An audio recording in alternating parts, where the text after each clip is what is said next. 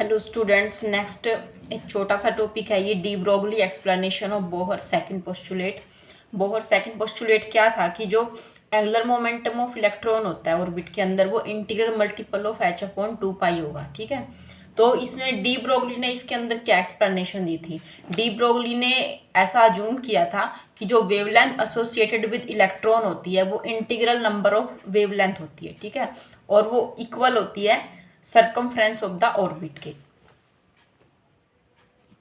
De Broglie assumed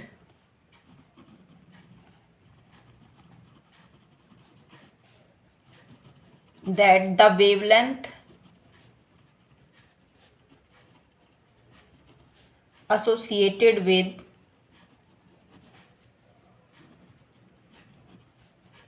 the electron is an integral number of wavelengths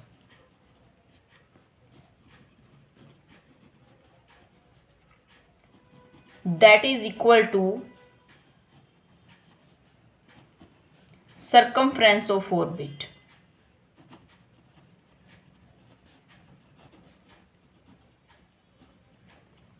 ठीक है, यानी कि अगर सर्कमफ्रेंस ऑफ द ऑर्बिट वो जो है इंटीग्रल नंबर ऑफ वेवलेंथ होगा। सर्कमफ्रेंस कितना होगा ऑर्बिट का 2πr, आर हम रेडियस ले लेते हैं ऑर्बिट का, तो it should be equal to n lambda. Clear. तो अब de Broglie equation, de Broglie hypothesis से हमें वेवलेंथ की इक्वेशन पता है।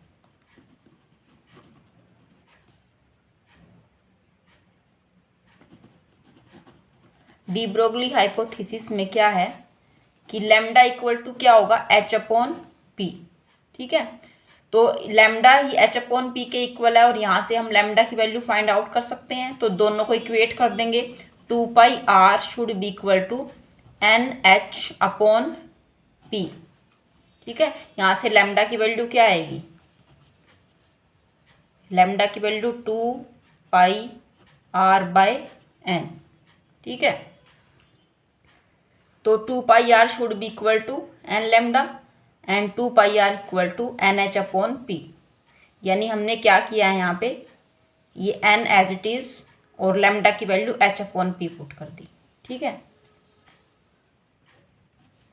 NH मोमेंटम क्या होता है, मास इनटू वेलोसिटी।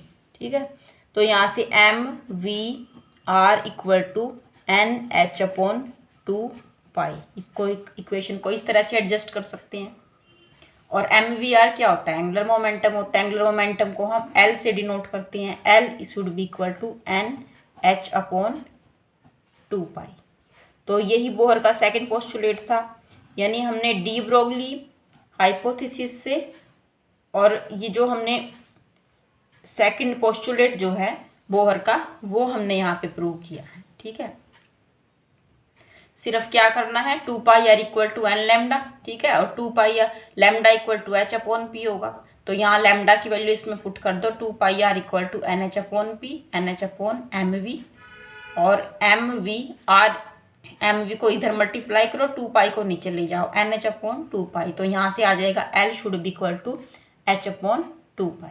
ठीक है, इसके साथ ये क्वेश्चन देख लेते हैं। The ground state energy of hydrogen atom is -13.6 electron volt.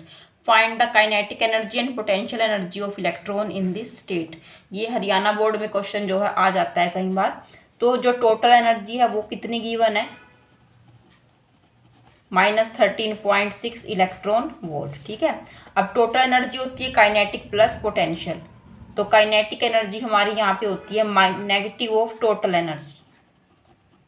ठीक है, नेगेटिव ऑफ टोटल एनर्जी यानी कि माइनस ऑफ -13.6 ही हो जाएगी प्लस की 13.6 इलेक्ट्रॉन वोल्ट। तो काइनेटिक एनर्जी आ गई +13.6 इलेक्ट्रॉन वोल्ट।